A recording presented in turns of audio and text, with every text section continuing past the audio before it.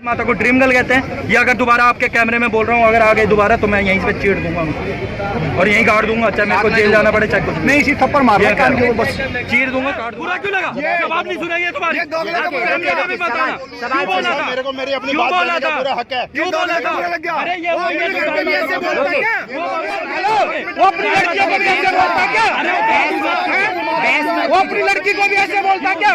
अरे इसीलिए अरे ड्रीम गर्ल, अरे ये खुद बैठे किसके साथ नहीं, यही वही थे, ये बात करेंगे। वही थे जो गाय माता को इन्होंने अभी ड्रीम गर्ल बोला है। और इनका मैनिपुलेट क्या है, जो हमारे पंडित जवाहरलाल नेहरू का, ये एक हाथ में लड़की एक हाथ में सिगरेट, बाकी पे इसको पाकिस्तान, ये उनका हमारे पंडित जवाहरलाल नेहरू का था। और इनका भी यही मैनिपुलेट है। और ये हमारे भारत में उनके सामने माइक मत लगाना मैम, आप किसी के भी सामने लगा दो, उनके सामने मत। चलिए हम आपसे बात करते हैं। राम मंदिर में मूर्तियों की प्राण प्रतिष्ठा में प्रतिष्ठा के सभी पार्टियों को निमंत्रण भेजा है राम मंदिर की तरफ से।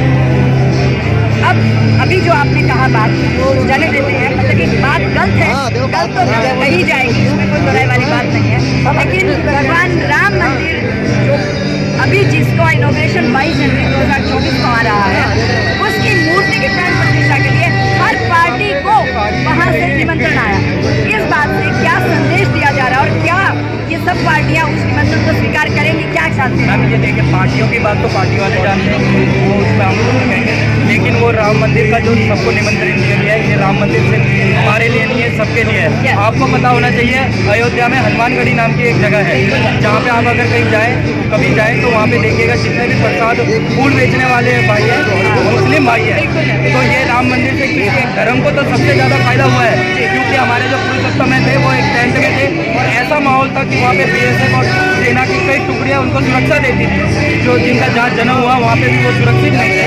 आज वो एक सुरक्षित और अपने गर्भगृह में 22 जनवरी 2024 को प्राण प्रतिष्ठा होगी, इसमें कोई वो नहीं है। और जिन पार्टियों को उसमें से जाने का न्यौता मिला है उनको जाना चाहिए, और अगर वो नहीं जाना चाहती है कुछ भी है उनको अपने तरीके से इसको देखना है। लेकिन हमारी ओर से, जिसको हम कहते हैं हम सनातनी हैं, आने वाले टाइम में भारत की शुक्रों की भूमिका निभाने वाला है, तो हमने तो अपनी ओर से एक अच्छा रोल प्ले किया है कि यह सब आमंत्रित है। हमारे भगवान लला की जो है प्राण प्रतिष्ठा हो रही है, तो जो अस्वीकार करेंगे, हम क्या कहें, क्या वो मानवता से भरे हुए नहीं है, या उनके राम नहीं है, क्या उनका ये विचारधारा रहेगी? जो अस्वीकार करेंगे वो तो हमें पता, और हमने ये वो भी टाइम देख लिया जो हमारे भगवान श्री राम को काल्पनिक बोलते थे, जो भगवान इस केस के लिए अपने 44 वकील भी खड़े करते हैं, जो $45,000 का बाहर से चंदा भी लेते हैं। तो हम उनके बारे में क्या कहें? उनकी मानसिकता यही है, जो इटली से आके हिंदुस्तान में शासन करने की सोच रहे हैं, वोटर ले आते हैं बांग्लादेश से, 12 बच्चों वालों को सब्सिडी देते हैं, 2 बच्चों वालों से टैक्स लेते हैं। तो हम उनसे क्या सकते हैं? बिल्कुल ठीक कह रहे हैं आप। हम जब सनातन की बात करते हैं तो भगवान राम आ रहे हैं, भगवान कृष्ण की बात होती है। भगवान कृष्ण की जगह पे भी अभी आजकल मथुरा में भी इस तरह की बातें चल रही हैं। मैम पूरे विश्व में 57-58 देशों में मुस्लिम ग्रंथ बंद करता है। मैं उनको धर्म, इस्लामिक एक धर्म नहीं है, धर्म एक ही है, सनातन, जिसमें हमारे सिख भाई भी आते हैं, हमारे आर्य समाज भी आते हैं, जैन भी आते हैं, वो आते हैं। और रही बात जो आप मथुरा की बात कर रहे हैं, हम सनातनियों ने 3 ही चीज़ मांगी है। क्या? राम मंदिर, हमारे कृष्ण भगवान की जन्मभूमि, और तीसरा शिव मंदिर। और हमने तो कोई मांग नहीं की है। हमने कभी तो ये नहीं कहा कि आप कभी समझ सकते हैं कि एक कुंवारी लड़की के पेट से कोई बच्चे का जन्म होगा। हमने तो कभी नहीं कहा कि ईसा मसीह का जन्म हुआ था या नहीं। क्रिश्चियन धर्म में कहा जाता है कि कुंवारी लड़की के पेट से भगवान ईसा मसीह का जन्म हुआ था। हमने सवाल नहीं किया, हमने कभी नहीं कहा कि मोहम्मद पैगम्बर के बाल केस रखे हुए हैं, हमने इसमें कभी सवाल, जिसकी जो आस्था है उसका समर्थन करते हैं। लेकिन हमारी जो चीज़ है मथुरा, अयोध्या, काशी का हम उसका मांग करते हैं और वो करके रही होगी मोदी सरकार करती है। हमें इससे पूरा भरोसा है और हम अभी मस्जिद के लिए 5 याचिकाएं दर्ज की गई थी, वो कैंसिल कर दी है। तो इसका मतलब है कि कहीं ना कहीं हमारे कृष्ण लला के लिए बातचीत हो रही है कि यह वो बात सही होगी। बाकी लोगों को लेना है, ठीक है जी। तो आप अयोध्या देशवासी बहुत कामनाएं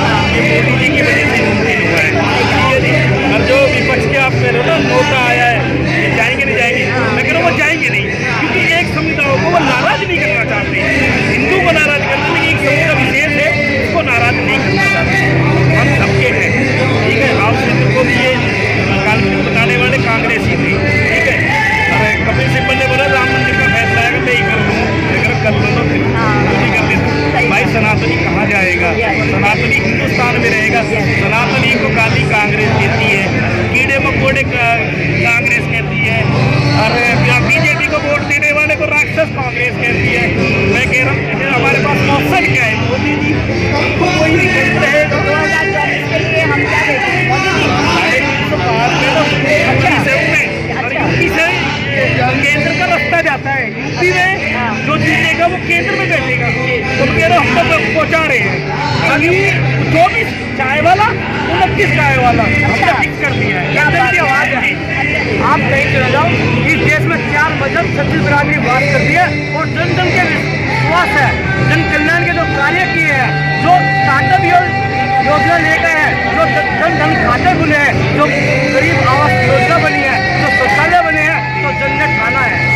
2014 में कमल के फूल को निशान को जो बहुमत के साथ सरकार दी, दोबारा उसको विश्वास के साथ 2019 में 65 बहुमत के साथ कमल के फूल का निशान और चेहरा मोदी जी को तो जनता ने जनार्दन खाना। लोकतंत्र की भगवान जनता है और जनता उनका अटूट विश्वास, सरकार, मोदी जी चेहरा, कमल निशान। क्या बात जो कहते हैं ना लोकतंत्र संविधान खतरे में है। आपको बता दें लोकतंत्र राहुल गांधी, संविधान सोनिया गांधी दोनों खतरे में है। उन्हें बचाने के लिए जो भी हो रहा है, ठीक है, ये गठबंधन जो है बाहर गठबंधन ये 2 दिन की जो मीटिंग हुई INDIA, उसका कुछ समाधान तो निकला ही नहीं। देखिए कोई आ जाए, कोई भी चेहरा आ जाए, कोई भी चेहरा आ जाए, चेहरे से फर्क नहीं पड़ेगा क्योंकि जन जन का विश्वास, अटूट विश्वास मौजूदा सरकार पर है। तो जन कल्याण के लिए उन्होंने मत दिया था, वो भरपूर हो रहा है। जो 50 सालों में कार्य न करे, जो गति न बना पाए, जो 50 सालों का लेखा जोखा नहीं दे पाए, 9 साल का लेखा जोखा युवा भी जानता है, किसान भी जानता है, जवान भी जानता है और सबने खाना है। तो कोई भी चेहरा आ जाए, पूरा व्यवस्था जनता जनार्दन मत के द्वारा बटन दबाकर जो घरियालू वास्तु आती है, जो जीत जाके छाती चौकी हम जीत के जब हार जाते हैं ठीक है ईवीएम को तोड़ते हैं। और मतदान जो मतदाता करता है तो बैठ में देखता है मैंने किसको मतदान किया है, तो जनता का जो विश्वास मौजूदा सरकार पर है। तो आने वाले 24 में जनता की जीत होगी, लोकतंत्र की जीत होगी। चिल्लाए विपक्ष का काम है चिल्लाना, तो डिब्बा तोड़ करना।